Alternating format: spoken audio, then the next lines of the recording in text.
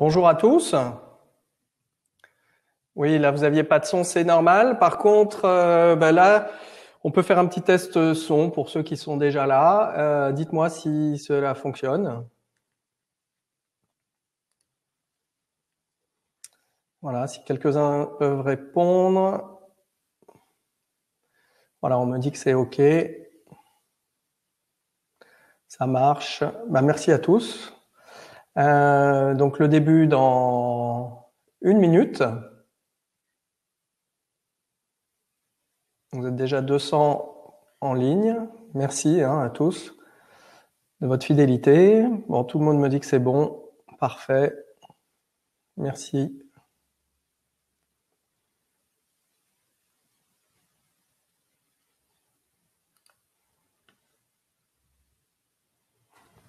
Voilà, on va bientôt commencer.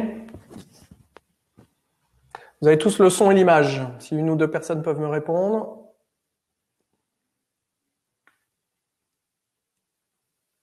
OK.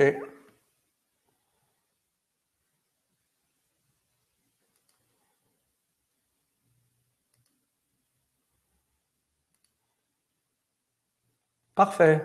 Merci à tous. Et on va commencer. Bonjour à tous, pour ceux que je n'ai pas encore salués. Merci de votre participation. Vous êtes de plus en plus nombreux, 1450 inscrits aujourd'hui. Donc vraiment merci à tous. Et puis n'hésitez pas régulièrement, si vous avez le temps, à me donner des retours. Et en particulier, bon, vous aurez un petit sondage à la fin, mais me dire les sujets qui peuvent vous intéresser. Voilà, parce que on prépare l'année 2021 là. Et si vous avez des idées de sujets qui vous tiennent à cœur, n'hésitez pas. Donc, aujourd'hui, nous allons donc... il y a Thierry qui me dit il manque l'apéro. Ouais, mais ça sera pour les séances du soir, l'apéro.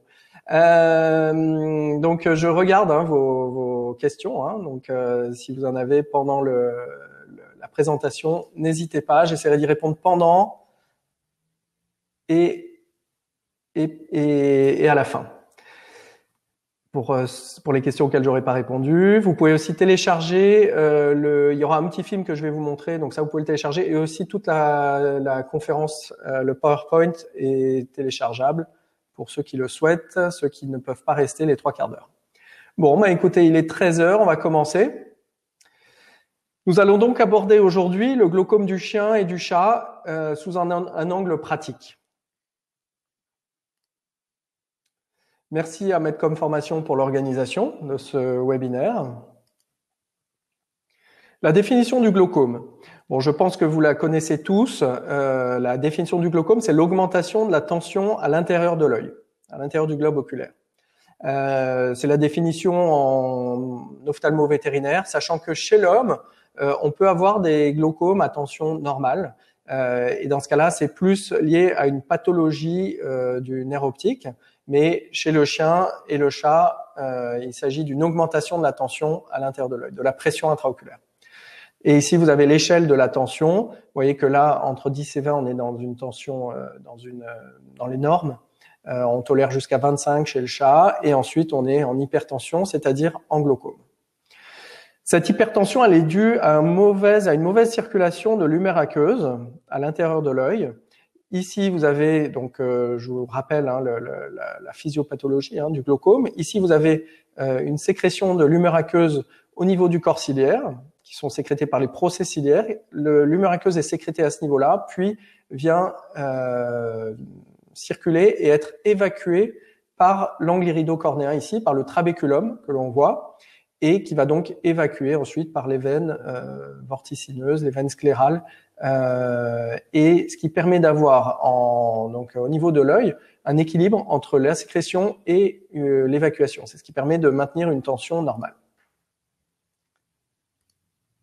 Voilà, ici vous avez plus en détail l'anatomie de cette région avec les procès ciliaires qui sécrètent l'humeur aqueuse qui circule ici et qui est évacuée par l'angle irido-cornéen, le trabéculum qui filtre l'humeur aqueuse et qui est ensuite évacué. Et donc, dans un œil normal, la tension doit être entre 10 et 20 chez le chien et 10 et 25 chez le chat. Voilà, donc vous avez ici la visualisation en gonioscopie, c'est-à-dire l'examen de l'angle iridocornéen avec un angle ouvert, et ici, lorsque l'angle se ferme, et donc lorsque la pression va monter.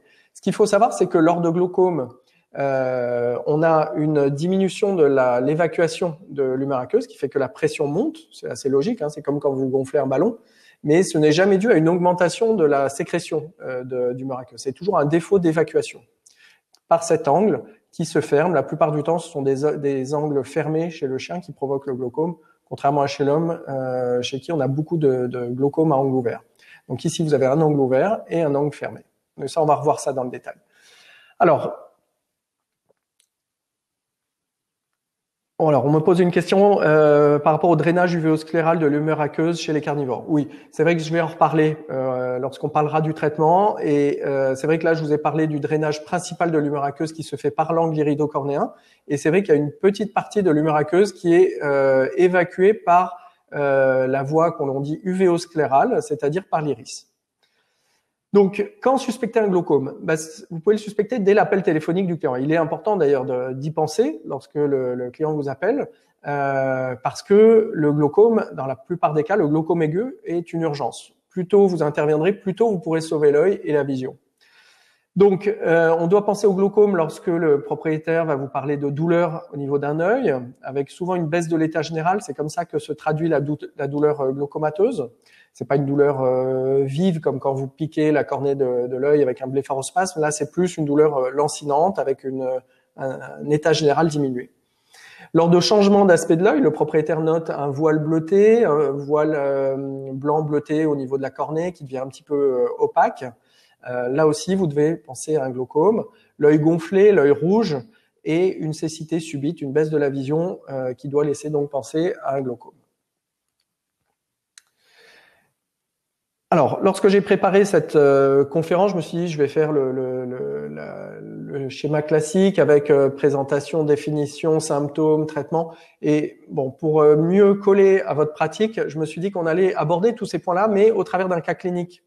Ce qui permettra d'être plus pratique. Alors, donc je vais commencer avec un cas clinique qu'on va suivre tout de long jusqu'au traitement. Il s'agit ici d'un chien bulldog français de 4 ans qui est présenté à la consultation pour une douleur aiguë depuis 3 jours, une photophobie, donc le chien fuit la lumière, il est pas bien, il est douloureux et il n'y a pas eu de traumatisme rapporté par le propriétaire. À l'examen, on note un test de clignement à la menace négatif, rien au niveau des annexes, le test de Schirmer à 15, donc normal, et le test fluo négatif, donc il n'y avait pas d'ulcère, et une mydriase. Ce qu'il faut savoir, donc, c'est que les symptômes du glaucome sont la rougeur, avec une congestion des vaisseaux épiscléraux, c'est-à-dire les vaisseaux profonds, hein, c'est pas les vaisseaux conjonctivaux. Pour faire la distinction d'un point de vue empirique, on utilisait le test à la néocinéphrine, donc une goutte de néocinéphrine, et on voit si la rougeur persiste. C'est pas toujours facile à évaluer et c'est un peu désuet comme examen, d'autant que dans tous les cas, la rougeur disparaît, même sur un glaucome, en grande partie. Donc, bon, c'est pas un test hyper fiable, mais bon, sachez que il faut tout de même distinguer la rougeur superficielle d'une rougeur liée à la congestion des vaisseaux épiscléraux qui apparaissent lors de glaucome. L'œdème cornéen, comme vous voyez ici, donc là on voit la rougeur hein, sur cet œil glaucomateux, l'œdème cornéen, comme ici, avec ce voile, l'opacité de la cornée, l'aspect bleuté. La mydriase, alors là ça se voit pas trop, mais c'est assez caractéristique du glaucome, donc cette dilatation de la pupille que l'on a lors d'hypertension. La douleur, donc qui est souvent assez importante. Lorsque vous allez appuyer sur l'œil, souvent à la palpation, vous allez exacerber cette douleur. La cécité, perte de la vision, dans pas mal de cas de glaucome, par compression du nerf optique et de la rétine. Et on peut avoir, dans certains cas, une buphtalmie sur des cas avancés. La buphtalmie étant l'augmentation du volume du globe oculaire sous l'effet de la tension. Donc le volume qui augmente et que vous pouvez donc comparer à l'autre œil.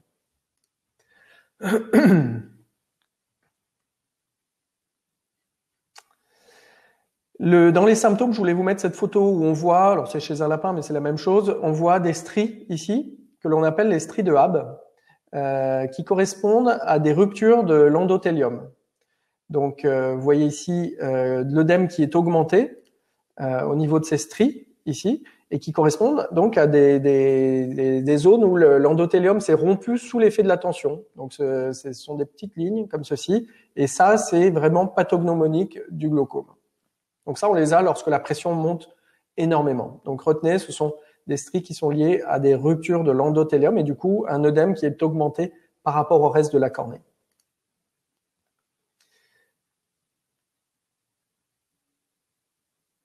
Alors, est-ce que le son est toujours bon? Parce que je vois qu'il n'y a pas là, j'ai pas spécialement de retour particulier. Si une ou deux personnes peuvent me dire si désolé de couper, mais si le son est toujours OK. Bon, je continue. Donc les premiers, ouais, on me dit toujours bon. OK, je continue. Merci. Merci. Donc les premiers examens à effectuer lorsque vous suspectez ce glaucome. D'abord, vous allez faire un examen éloigné. Donc, vous avez votre animal qui rentre dans votre salle. Déjà, de loin, vous pouvez avoir une idée de cet œil, et en particulier s'il est buphtal, c'est-à-dire s'il est augmenté de volume par rapport à l'autre, déjà, vous suspectez le glaucome. Donc, la différence entre les deux yeux est assez marquante dans certains cas. À la palpation digitale, on en a parlé. Vous appuyez sur l'œil et vous voyez si la douleur est augmentée.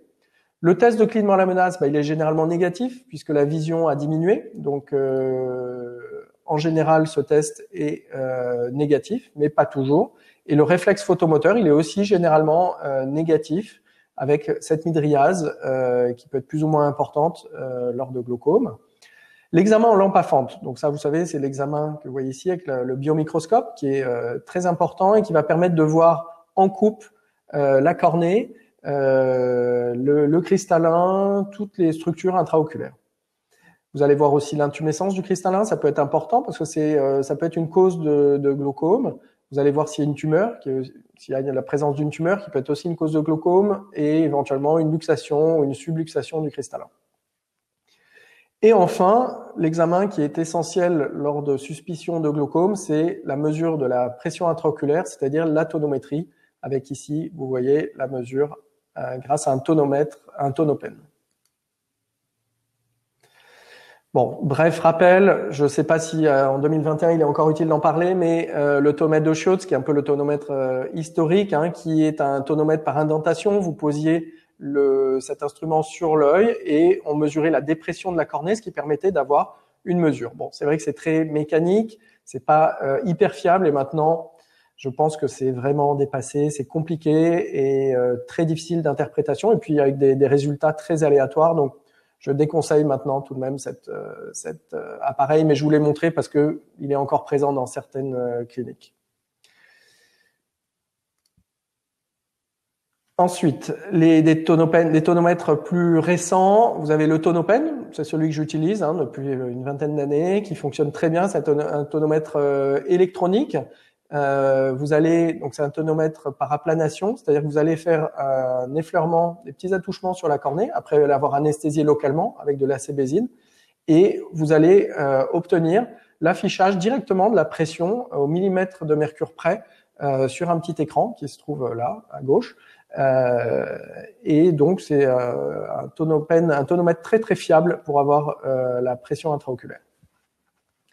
Vous avez aussi le tonovet que je n'utilise pas particulièrement, mais qui est très bien, que j'ai été amené à utiliser parfois, mais qui est pas celui que j'utilise tous les jours. Voilà, qui est distribué par iCare et qui est un tonomètre par rebond, c'est-à-dire que cet appareil envoie, lorsque vous êtes devant l'œil, un petit piston qui touche la cornée et qui revient et qui va mesurer la dépression de la cornée au moment de l'impact et du coup va donner aussi une valeur très précise. Donc ça, ce sont deux tonomètres électroniques assez onéreux, enfin tout est relatif, on est dans les 1500 € à peu près, 2000 €, alors que le tonomètre de Schiotz, on est plus dans les 100-200 €. Mais je pense que si on veut passer une étape en ophtalmo et diagnostiquer le glaucome correctement, on est un peu obligé d'investir dans ces appareils-là. J'ai appris hier par la société Dioptrix qu'il y avait un nouvel appareil, un nouveau tonomètre qui allait sortir à usage unique, qui devrait faire aux alentours de 50 € et qui qui pourrait être utilisé par les propriétaires si jamais un jour ils suspectent un glaucome, ou dans les cliniques pour l'avoir en cas d'urgence, pour ceux qui ne veulent pas investir sur le long terme dans un tonopen. Voilà, ça peut être utile. J'ai juste appris l'info hier, je l'ai jamais utilisé, j'ai aucun lien particulier financier avec cette société, mais je vous le cite quand même puisque j'ai appris l'info hier, donc à suivre. Ensuite, donc vous voyez ici hein, l'échelle. Hein, donc il faut être entre 10 et 20 pour être dans une zone de tension normale. Et au-delà de 20-25, on considère qu'il y a un glaucome. Hein. Donc ça, je voulais vous le rappeler. Si on revient à notre chien, donc notre chien bulldog de 4 ans, on va donc mesurer sa tension. On constate qu'elle est à 65 avec le tonopen. Donc elle est très élevée, largement au-dessus de 20. Donc il y a une forte douleur. On considère que c'est douloureux au-delà de 25-30 mm de mercure. Donc on peut diagnostiquer le glaucome de façon certaine chez ce chien. La question maintenant à se poser, c'est quelle est la cause de ce glaucome? Est-ce qu'il est primaire ou secondaire à d'autres affections intraoculaires? Et là, pour répondre à cette question, d'autres examens sont à effectuer. En particulier l'agonioscopie, qui est l'examen de l'angle iridocornéen que vous voyez ici, avec une lentille de Barkan. On va examiner, alors soit l'œil malade, mais souvent c'est difficile parce qu'il y a l'œdème de Cornée, donc c'est plus pour examiner l'autre œil et voir s'il y a une prédisposition de l'autre œil au glaucome, et voir si l'angle est étroit ou fermé. Ensuite, l'ophtalmoscopie, vous pouvez, alors là pareil, vous pouvez être gêné pour examiner le fond d'œil parce qu'il y a de l'œdème de Cornée, mais si vous arrivez à le voir, vous pourrez voir une éventuelle excavation de la papille du nerf optique, qui correspond donc à l'effet de la tension qui fait que votre papille va être un petit peu en dépression, et ça peut être visible à l'ophtalmoscope. Et enfin, un examen très utile, c'est l'échographie oculaire qui nous permet de diagnostiquer pas mal de lésions associées au glaucome et qui peuvent être les causes de ce glaucome. Et on utilise préférentiellement un échographe haute fréquence avec des fréquences à 22 MHz qui nous permettent de bien voir les détails à l'intérieur de l'œil. Et enfin, l'ERG, examen électrorétinographique, qui permet d'estimer l'activité électrique de la rétine, savoir si la rétine fonctionne encore malgré les effets du glaucome. Alors, j'ai une question. Peut-on mettre de la tétracaïne avant d'utiliser le tonopen? Oui, c'est vrai que j'ai cité la sébésine, qui est celui qui est l'anesthésique local le plus utilisé, qu'on trouve en pharmacie. La tétracaïne est très bien. Je sais qu'elle est aussi commercialisée. C'est le deuxième anesthésique local que l'on utilise, qui est même considéré comme un peu plus fort, un peu plus forte que la sébésine, mais qui peut créer un peu plus de conjonctivite. Voilà, mais c'est tout à fait utilisable en anesthésique locale. Mettons du gel sur l'œil pour l'écho. Oui, on utilise un gel oculaire, tout à fait. L'agonioscopie. Donc ça, c'est un examen important, surtout de l'œil adelphe pour détecter une éventuelle prédisposition au glaucome avec des angles étroits ou fermés. Moi, j'utilise principalement la lentille de Barkan. Il y a d'autres lentilles qui existent. Il y a des miroirs aussi, des lentilles à 3 miroirs, des appareils avec 3 miroirs qui permettent de bien voir aussi l'angle, qui sont utilisés pas mal chez l'homme. Donc l'intérêt de cette lentille, c'est qu'on la pose, elle tient avec un effet ventouse sur la cornée. Avec cette tubulure, on injecte du liquide, du sérum physiologique, qui va vous permettre en fait de poser la lentille, et avec un petit reflux du liquide dans la tubulure va permettre d'avoir un effet ventouse pour que la lentille de Barkan soit bien adhérente sur la cornée pendant l'examen. Et l'intérêt, c'est qu'elle dévie le faisceau lumineux et donc les images, ce qui va vous permettre par cette lentille de voir l'angle qui n'est pas visible si on ne met pas une lentille qui dévie le faisceau. Et ça va vous permettre donc de voir dans l'angle et de pouvoir voir les détails de l'angle iridocornéen ici avec le trabéculum, le ligament pectiné. On a ici la pupille, l'iris, l'angle iridocornéen et ensuite la sclère et la cornée. Donc là, vous allez pouvoir apprécier l'ouverture de cet angle et voir si l'angle est normal, comme ici, ou étroit, ou fermé, et donc détecter une prédisposition principalement de l'œil adelphe, encore une fois. Voilà le schéma où on voit ici l'angle iridocornéen ouvert avec le trabéculum qui est normal. Donc là, on a une filtration normale de l'humeur aqueuse et donc, a priori, pas de glaucome. Et ici, lorsqu'on a une fermeture de l'angle, que vous voyez ici, hein, en gonioscopie, qui montre une prédisposition de cet œil à développer un glaucome plus tard, et donc l'intérêt de mettre un traitement préventif sur cet œil.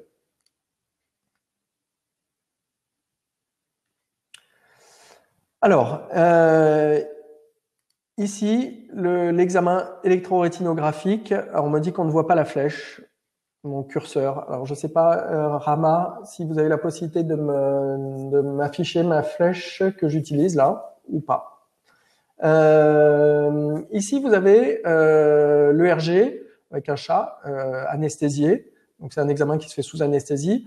On place les électrodes au niveau de la base de la tête, entre les épaules, et une électrode active au niveau de la cornée, qui est un petit peu comme une petite lentille que l'on met sur la cornée. On envoie des flashs lumineux au niveau de l'œil et on va recueillir les potentiels électriques de la rétine. Soit les potentiels sont normaux, comme ici, dans ce cas-là, c'est que la rétine fonctionne, soit le recueil du signal électrique est diminué et on peut avoir soit un ERG hypovolté ou carrément plat, comme ici, lors d'atrophie de rétine, qui peut intervenir lorsque le glaucome a détruit les cellules rétiniennes après un certain temps de tension. C'est pour ça que c'est une affection qui est urgente, parce que plus vous laissez une tension élevée pendant plusieurs heures ou plusieurs jours, plus vous risquez d'avoir une atteinte définitive, plus ou moins définitive de la rétine.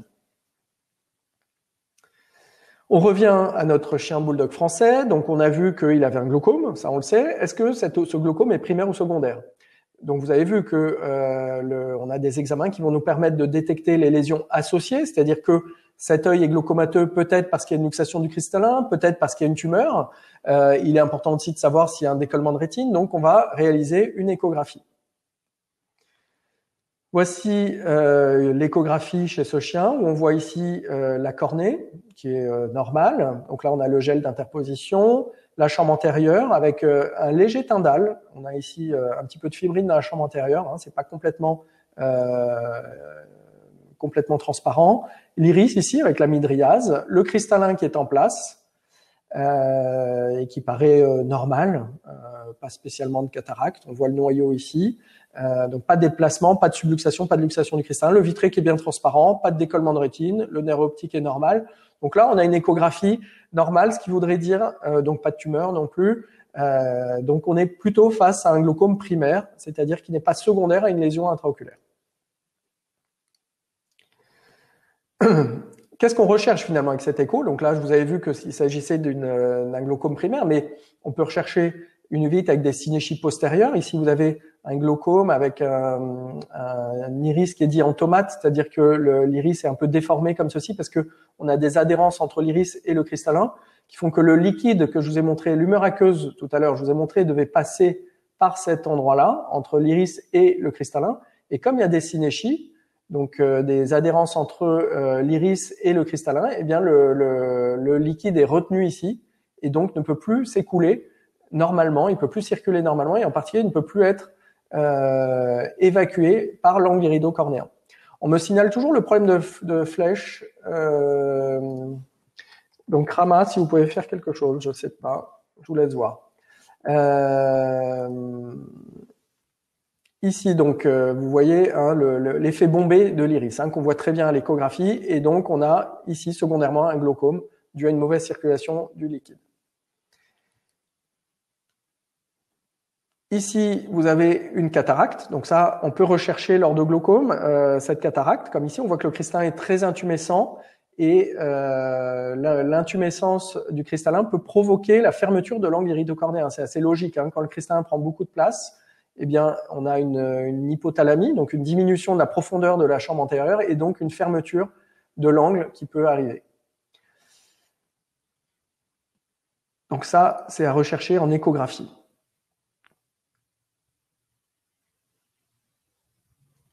Ici, l'uvite phaco-antigénique. Donc ça, c'est lorsque la cataracte a trop évolué, vous risquez d'avoir une uvite secondaire. Donc uvite secondaire à l'évolution d'une cataracte. Donc c'est des protéines du cristallin qui passent dans la chambre antérieure et ça peut être recherché lors de glaucome. Une tumeur, donc là bien visible, hein, vous avez le cristallin ici, donc toujours la cornée, la chambre antérieure et le cristallin. Et on voit ici une tumeur qui envahit toute la chambre antérieure. Et forcément, c'est assez logique, hein, vous imaginez bien que lorsqu'on a une tumeur comme ceci, aussi envahissante dans la chambre antérieure, le liquide a beaucoup de mal à circuler. Ici, vous avez une subluxation postérieure du cristallin. Donc on voit que à gauche ici le cristallin, alors je dis à gauche parce que je crois que la flèche marche pas pour tout le monde. Ici le cristallin à gauche est bien maintenu par les fibres zonulaires, mais ici à droite vous avez une désinsertion des fibres zonulaires avec le cristallin qui est subluxé, donc il passe un peu dans le segment postérieur. Et on voit ici du vitré qui s'interpose entre l'iris en haut ici et le cristallin. Donc ça peut être la cause ou la conséquence d'un glaucome. On peut avoir une subluxation postérieure aussi au glaucome. Et ici, la luxation antérieure du cristallin, donc cause bien classique de glaucome, hein, le cristallin qui se luxe, qui passe dans la chambre antérieure. Vous voyez ici l'iris qui est derrière le cristallin, le cristallin qui envahit la chambre antérieure. Donc là encore, vous imaginez bien que l'humeur aqueuse ne circule plus bien dans cette chambre antérieure. Et donc la tension monte secondairement à une mauvaise évacuation de l'humeur aqueuse par l'angle iridocornéen du fait de la présence de ce cristallin. Oui, le gel oculaire que j'utilise lors d'échographie est le même que lors d'échographie abdominale, tout à fait.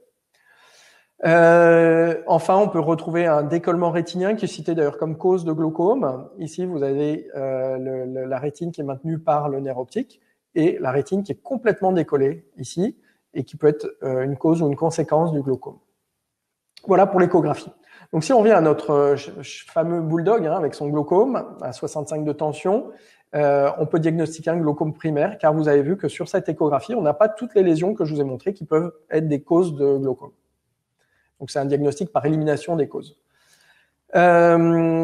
Les causes sont, si on revient de façon plus générale, hein, sur les causes de glaucome, ce qu'il faut retenir, c'est qu'il y a trois grands types de causes.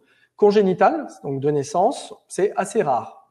Donc c'est vraiment très très rare. C'est des chiens ou des chats très jeunes, hein, de 3 à 6 mois en général. Le glaucome primaire, qui est un des plus fréquents, donc c'est le glaucome héréditaire, donc c'est souvent des jeunes adultes. Et le glaucome secondaire, donc ça on l'a vu, secondaire à plusieurs pathologies, uveites, tumeurs, luxation du cristallin. Qui peuvent être traités en traitant bien sûr cette cause. Donc là, vous avez les trois grandes causes de glaucome. Si on revient sur chacune d'elles, donc le glaucome congénital, vous avez ici un très jeune chat, un chaton de 3 mois, avec, vous le voyez, une buphtalmie, donc les yeux qui sont très gros en volume. Dès que vous avez une buphtalmie, c'est-à-dire une augmentation du volume du globe, c'est que vous avez un glaucome, hein, c'est pathognomonique. Donc là, si on mesure, on a une tension qui est très élevée des deux côtés, donc glaucome congénital chez ce chaton bilatéral. Le glaucome primaire, donc c'est un glaucome, je le disais, qui est héréditaire, qui est dû à qui est transmis donc génétiquement et qui est provoqué par une malformation de l'angle iridocornéen qui fait que le liquide, l'humeur aqueuse, est mal évacué par cet angle. C'est donc héréditaire. Il y a une prédisposition raciale avec pas mal de races prédisposées. On a une vingtaine de races prédisposées. Je vous montrerai la liste tout à l'heure. Ce sont des jeunes adultes, donc entre 5 et 12 ans, d'apparition brutale. Donc c'est souvent la cause principale de glaucome aigu, donc en quelques heures, en un jour, en moins de 24 heures. Souvent des glaucomes qui sont dits à angle fermé. La cécité qui s'installe en quelques jours. C'est souvent bilatéral, mais avec un décalage dans le temps. Et c'est donc les deux yeux. C'est pour ça qu'on traite préventivement l'autre œil. Et c'est fréquent chez le chien et plus rare chez le chat. Ici, vous avez les races prédisposées, Chocho, Sharpei, Cocker américain, Basséoun, Boston Terrier, Akita, Teckel et de nombreuses races. Le glaucome secondaire peut être provoqué, ça on l'a vu, par les uveites, donc inflammation intraoculaire, luxation du cristallin, cataracte, tumeur intraoculaire, infiltration par des mélanocytes, fréquente chez donc c'est ce qu'on appelle le glaucome pigmentaire, chez le cairn terrier, et des complications de chirurgie de cataracte. En image, voici une uvite hypertensive, donc c'est le glaucome secondaire à une uvite, avec chez le chat des uvites très fréquentes, c'est la principale cause de glaucome chez le chat. Donc on parle d'uvite hypertensive, c'est un synonyme de glaucome secondaire à l'uvite. Et on avait une tension chez ce chat de 40 à cause de l'uvite. Vous voyez ici très bien les dépôts rétrokératiques, hein, les précipités rétrokératiques, la rubéose de l'iris, et les granulomes de l'iris. Voici une autre uvite hypertensive chez un chat avec un hypopion, et on voit l'écho-hypopion ici, qui gêne la circulation de l'humeur aqueuse dans la chambre. L'uvite hypertensive encore chez ce chat avec une tension à 48. Toujours des précipités rétrokératiques, des granulomes iriens, et vous voyez ici que au niveau de l'écho, on voit très bien l'adhérence, la synéchie postérieure, les synéchies postérieures entre l'iris et le cristallin. Et donc le liquide qui circule mal entre le segment postérieur et entre la chambre postérieure et la chambre antérieure. Donc ces synéchies qui sont très caractéristiques lors de glaucome secondaire à une uvite. Là, il s'agissait d'un glaucome très marqué, bilatéral, secondaire à une uvite, avec une kératite d'exposition. Quand on a une buphthalmie importante, vous voyez que vous pouvez avoir une kératite très importante due à une mauvaise fermeture des paupières et des ulcères secondaires qui peuvent être graves, comme chez ce chaton, qui avait la PIF d'ailleurs. Donc c'était une uvite secondaire à la PIF. Ici, vous avez un glaucome secondaire à une luxation du cristallin. Vous voyez le cristallin qui est passé dans la chambre antérieure.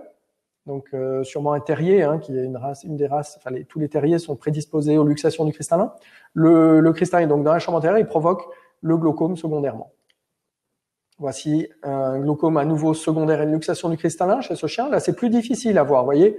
Autant sur le cas d'avant, vous voyez très bien. Là, c'est difficile. Vous voyez qu'il y a un glaucome, vous voyez qu'il y a l'œdème, on mesure la tension, elle est augmentée, mais on voit pas trop le cristallin. Alors, en lampe à fente, on peut à peu près le distinguer, mais c'est vraiment l'échographie qui va vous permettre de voir, comme ici, le cristallin dans la chambre antérieure. Voilà, ici un glaucome, on voit l'œdème de cornée, la rougeur et la subluxation postérieure du cristallin. Ça peut être la conséquence de l'évolution de la cataracte. Ici, vous avez une cataracte mûre. Si vous la laissez, si vous l'opérez pas, si vous faites pas de phacoemulsification, ça on l'a déjà vu, la phacoemulsification comme traitement de la cataracte. Si vous la laissez évoluer sur plusieurs mois, plusieurs années, vous allez avoir une uvite qui s'installe, comme ici, avec des synéchies. Donc là, déjà, un risque de glaucome qui peut être augmenté. Et ensuite, vous avez le glaucome qui s'installe, comme ici, avec la congestion des vaisseaux, l'œdème cornéen, la cataracte qui devient hyper mûre, comme ici. Donc là, on a une tension élevée et là, malheureusement, vous pouvez plus opérer. Donc c'est pour ça qu'on dit que plus tôt est opéré une cataracte, mieux c'est, parce que si vous opérez à ce stade-là, vous avez 95% de chances d'avoir de très bons résultats. Là, vous pouvez plus opérer. Et là, vous pouvez opérer, mais avec 70% de chances de réussite. Et enfin, subluxation du cristallin. Lorsque vous laissez évoluer une cataracte, les fibres zonulaires se rompent et vous avez le cristallin qui bouge avec une subluxation, voire une luxation du cristallin. Le glaucome secondaire a une tumeur intraoculaire, comme ici, c'est le cas que je vous ai montré en échographie, où vous savez, la tumeur envahissait presque toute la chambre antérieure. Vous avez ici l'image, c'est chez ce chat, donc c'était un mélanome irien qui envahissait toute la chambre antérieure et qui provoquait un glaucome. Donc là, c'est bien sûr l'énucléation, le traitement, étant donné la tumeur qui peut être maligne. Autre tumeur intraoculaire, là, plus difficile à voir, mais on avait un épaississement de l'iris chez ce chat persan, qui était à 65 de tension, donc le glaucome était secondaire à l'évolution de cette tumeur. Donc chez le chat, énucléation directe, car il y a de gros risques d'avoir des métastases, étant donné que les mélanomes chez le chat sont souvent malins. Ici, un glaucome, vous voyez l'œdème de cornée, on avait une tension augmentée. Vous avez ici de la pigmentation sur la sclère. Dès que vous avez ceci, glaucome et pigmentation avec un iris très foncé, et qu'il s'agit d'un cairn terrier, tout de suite pensez au glaucome pigmentaire. Donc c'est dû à un envahissement chez les cairns terriers, qu'il soit clair ou foncé, un envahissement de l'angle iridocornéen par les mélanocytes. Donc les mélanocytes envahissent la sclère tout d'abord, et ensuite l'angle iridocornéen, et donc créent secondairement un glaucome. On me demande si la luxation du cristallin peut être réglée par l'extraction du cristallin. Oui, on va le voir par la suite dans les traitements. Il y a des complications, il existe des complications de la chirurgie de la cataracte, de glaucome secondaire à la chirurgie de la cataracte. Donc vous savez que la chirurgie de la cataracte marche dans 90-95% des cas, donc il y a 2-3% de risque d'avoir un glaucome, surtout chez des races prédisposées. Et là, voici une complication. C'est rare, bien sûr. C'est vrai que la chirurgie marche très bien, elle est bien rodée depuis plus de 20 ans, mais On n'est jamais à l'abri de ceci, et c'est pour ça d'ailleurs qu'on fait des contrôles réguliers de tension lors de chirurgie, lors de post-op de chirurgie de la cataracte. Donc ici, vous avez une complication à 45 chez un chien, vous voyez ici, qui a été opéré de la cataracte. Hein. On voit très bien la zone par laquelle on est intervenu. Chez ce chien, il va falloir traiter médicalement, voire chirurgicalement, ce glaucome. Voilà une autre complication de cataracte lors de conversion extracapsulaire manuelle. Donc c'est une chirurgie de la cataracte sur laquelle on a dû ouvrir plus largement pour extraire le cristallin qui était très dur.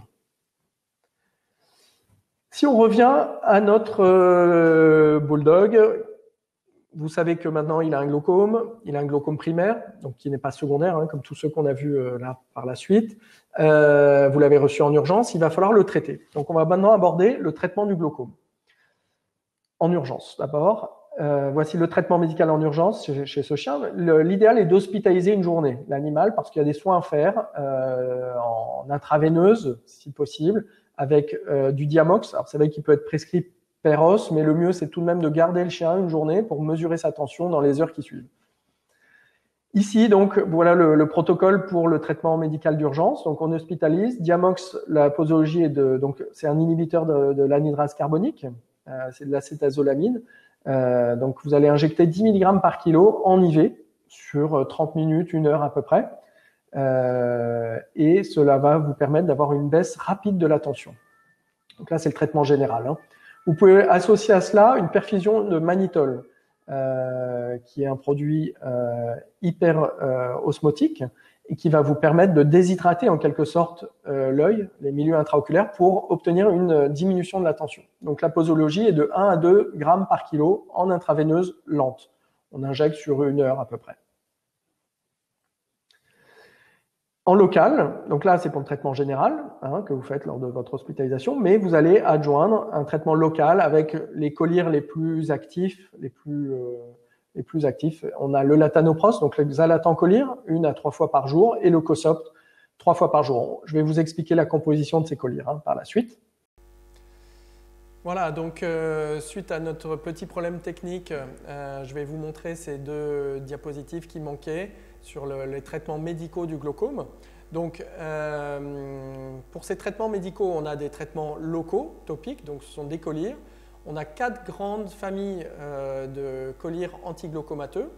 Les collyres parasympathomimétiques, avec comme chef de file la pilocarpine, pilocollyre ou timpilocollyre, donc pilocollyre 2 ou 4%, c'est de la pilocarpine pure, et timpilocollyre, c'est une association timolol plus pilocarpine.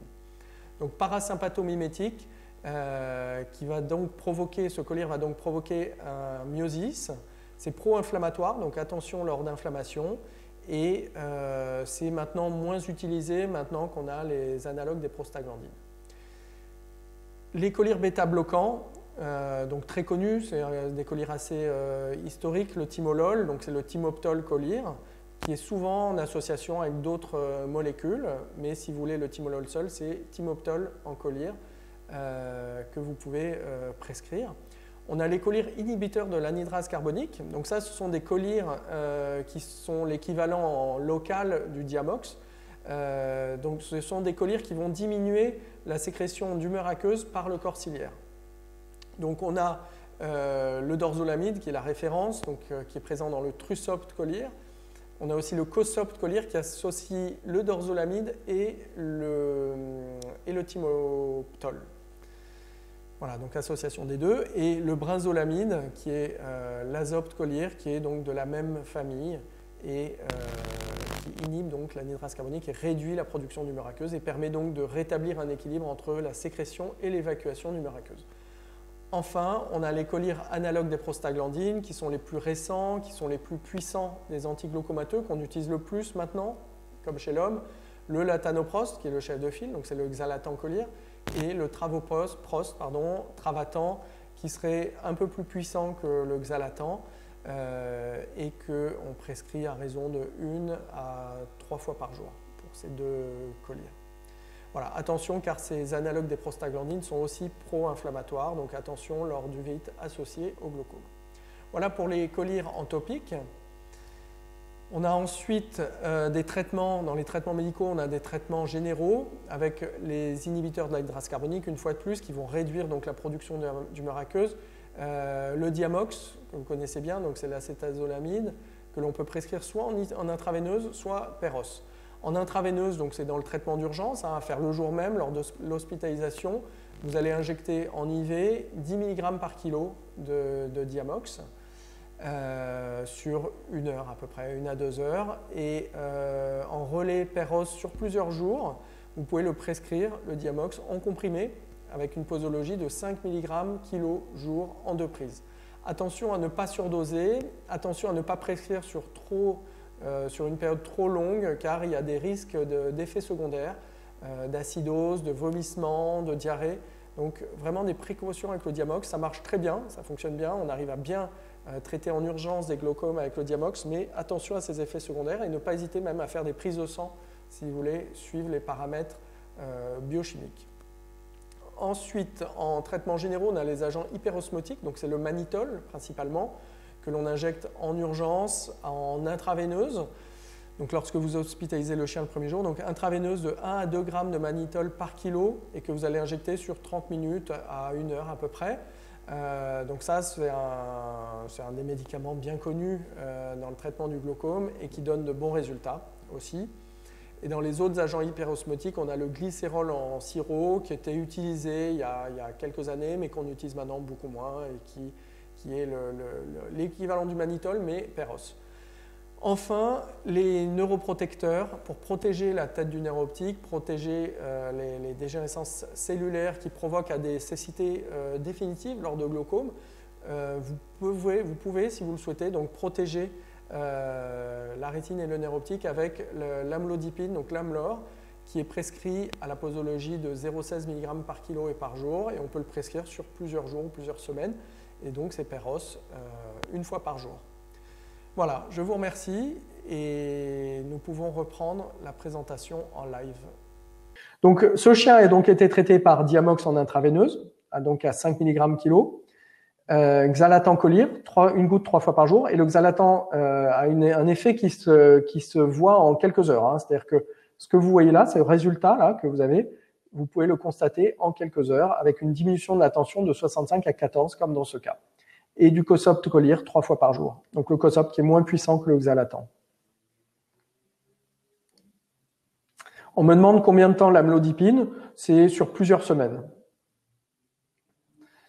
Le traitement d'entretien. Donc là, on a vu le traitement du glaucome aigu. Ensuite, il va falloir entretenir. On passe dans une phase subaiguë chronique. Dans ce cas-là, le traitement de base, c'est le Xalatan Colire ou le Travatan une fois par jour. Et le Cosopt, donc c'est l'association, vous le savez, timolol et dorzolamide. Donc c'est comme un mélange timoptol trusopt en un collier, donc c'est pour ça que c'est intéressant. Et là, c'est 3 fois par jour, une goutte 3 fois par jour. Le Xalatan, la posologie de base, une fois par jour, mais on peut passer à 2 ou 3 fois si on veut un effet plus puissant. Donc ça, vous le prescrivez sur plusieurs semaines, voire plusieurs mois. Vous contrôlez régulièrement la tension de votre animal, toutes les semaines au début et ensuite une fois par mois. Et dans certains cas, vous risquez d'avoir un échappement. C'est-à-dire qu'il y a comme une accoutumance à ce traitement qui est mis en place et vous avez votre tension qui est bien maîtrisée au début, mais qui peut monter. C'est là où le laser est intéressant. La photocoagulation au laser diode qui évite ce phénomène d'échappement. Donc le laser est intéressant pour le traitement à moyen et long terme.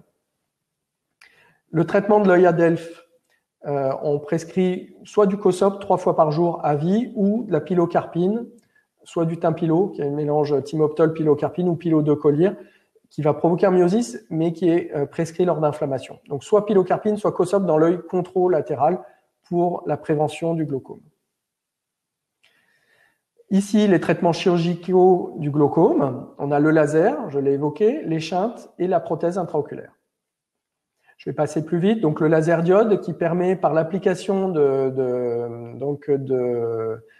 rayons laser sur les corps ciliaires qui produisent le liquide, l'humeur aqueuse, on va diminuer la production d'humeur aqueuse en détruisant une partie des cellules du corps ciliaire qui produisent cette humeur aqueuse. Donc il y aura une vidéo que je vous montrerai à la fin qui montre la chirurgie au laser.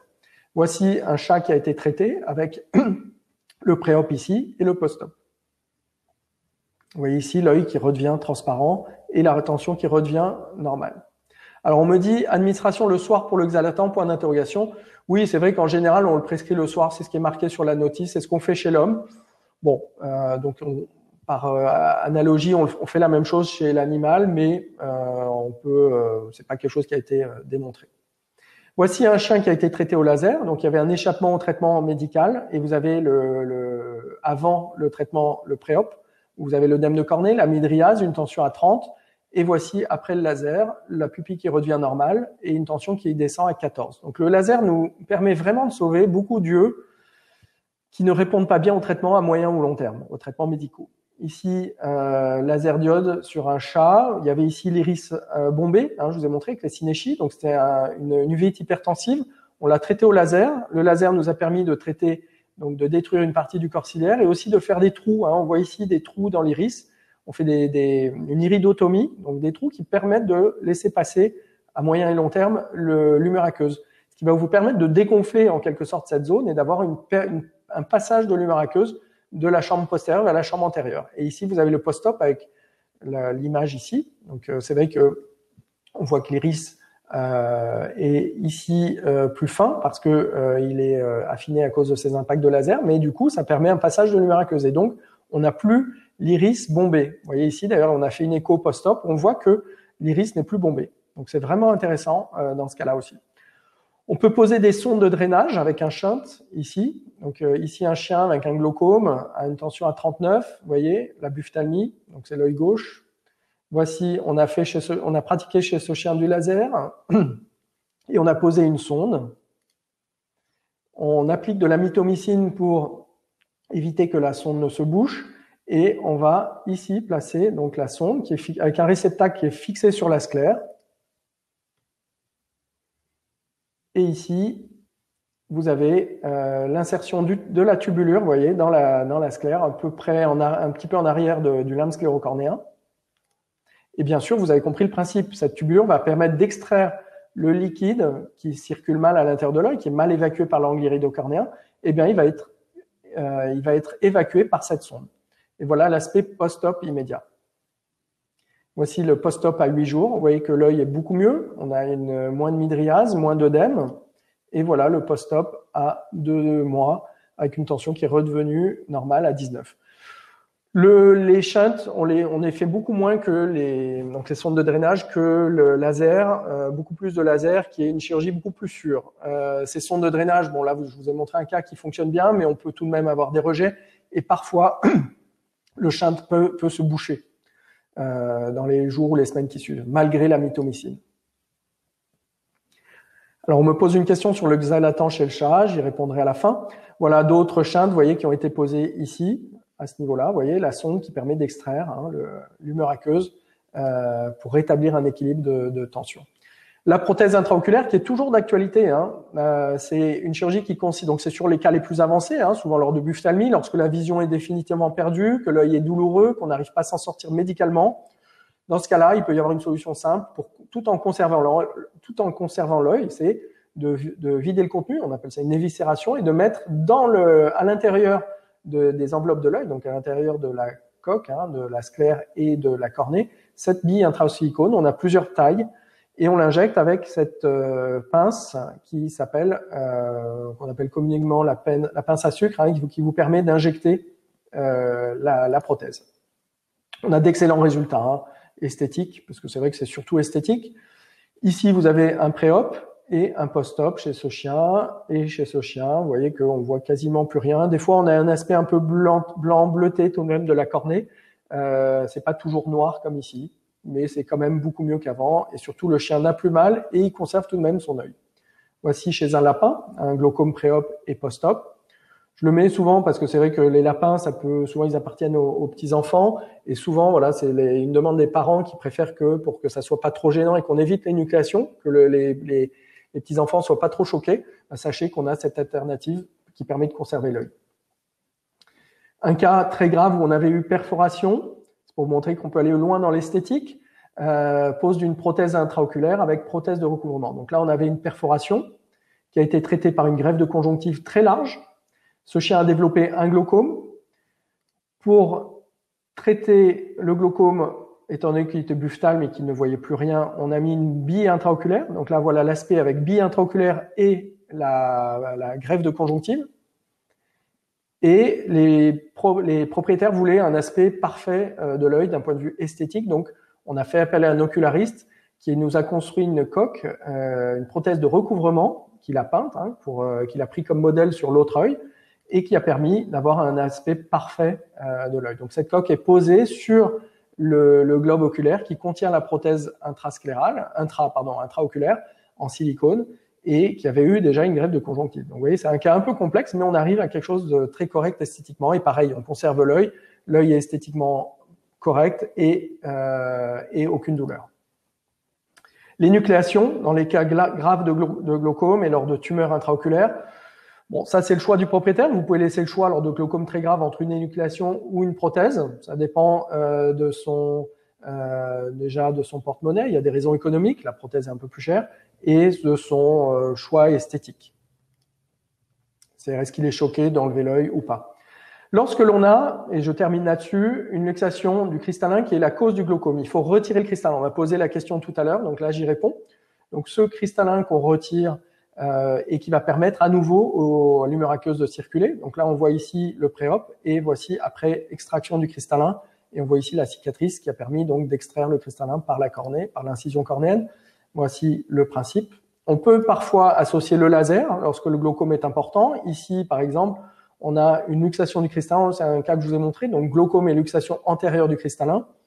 Voici le post-op à 1 an, avec la petite incision cornéenne ici, enfin, la large incision cornéenne, et vous voyez qu'on retrouve un œil très correct, visuel. On a pu sauver la vision chez ce chien, supprimer la douleur, une tension qui est redevenue normale, en supprimant le cristallin, et en adjoignant aussi une séance de laser.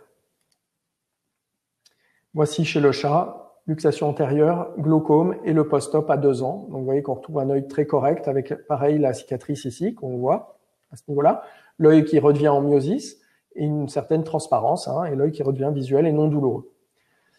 Et voilà, pour terminer, un chat avec une luxation du cristallin, un post-op immédiat et le glaucome qui a été traité en plus de l'extraction par du laser. Et on a le post-op à 8 jours. Voilà, en conclusion, retenez que dans pas mal de cas, lorsque le glaucome est aigu, en tout cas, c'est une urgence. Hein, donc ça, on l'a vu, il faut agir le plus vite possible pour faire baisser la tension et pouvoir sauver la vision. Déterminer la cause, savoir si votre glaucome est primaire ou secondaire. Faire baisser la tension donc au plus vite avec des traitements médicaux ou chirurgicaux. Le but est donc de sauver la vision, sauver la rétine, sauver le nerf optique. L'intérêt des collyres hypotenseurs, en particulier retenez l'intérêt des nouveaux collyres, alors, bon, ils sont plus très nouveaux mais qu'on utilise beaucoup chez l'homme aussi, hein, c'est le latanoprost ou le travoprost, donc le Xalatan et le Travatan qui ont révolutionné les traitements médicaux du glaucome. L'Amlor, l'amlodipine pour essayer de limiter les conséquences ischémiques sur le nerf optique. Et l'intérêt de certaines chirurgies, la principale étant le laser diode, la cyclophotocoagulation au laser, qui permet de sauver pas mal d'yeux, surtout lorsqu'on a des phénomènes d'échappement au traitement à moyen et long terme de ces traitements hypotenseurs. Et je vous ai aussi cité la pose de sonde et tout de même la bille intraoculaire qui reste d'actualité dans les cas les plus avancés et l'énucléation lorsque vous avez une tumeur, en particulier chez le chat. Voilà, donc le traitement du glaucome qui reste toujours un défi chez l'animal comme chez l'homme. Chez l'homme, on fait beaucoup de trabéculectomies, en plus des collyres qui sont quasiment les mêmes, hein, le Xalatan, le Travatan. Mais il y a aussi des chirurgies et c'est surtout des trabéculectomies que l'on réalise chez l'homme, mais qui ne marchent pas chez l'animal. Ici, vous avez un glaucome bilatéral chez un chat et une peinture de Modigliani qui peut faire penser à un glaucome bilatéral chez un homme. Voilà, on va faire notre petit quiz habituel. Désolé, j'ai 5 minutes de retard. Je regarde un petit peu vos questions. Est-ce qu'on peut faire un traitement d'urgence pour soulager l'animal? Vous parlez donc, je pense, par rapport à la douleur. Oui, vous pouvez prescrire des antidouleurs, hein, comme le méloxidil, par exemple, hein, peut être donné, et ça peut être en complément de la baisse de la tension, tout à fait. Alors, le quiz. Donc, on va voir qui va gagner un livre. Donc, il s'agit d'un livre qui est le livre sur les conduites à tenir en ophtalmologie, que j'ai eu la chance d'écrire avec Charles Cassagne et Gilles Chaudieu. C'est un livre qui est récent, hein, qui a 1 an à peu près. Et donc, ce livre va être offert à celui qui répondra à la question. La question est, quelle est la lésion que vous allez voir sur l'échographie oculaire que je vais vous montrer? Vous êtes prêts? Attention, ça va aller vite. Je vous dis tout de suite, c'est une lésion qui provoque rarement des glaucomes, mais en théorie, ça peut arriver, donc je vous l'ai tout de même mise. On y va. Voilà, donc là, vous avez une échographie de l'œil, le cristallin, la chambre antérieure, le vitré. Que voyez-vous?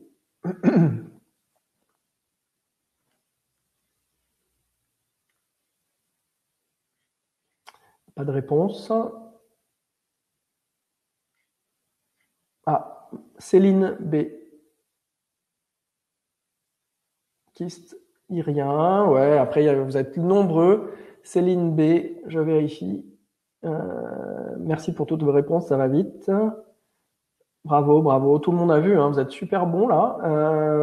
Ouais, c'est ça. Céline B était la première.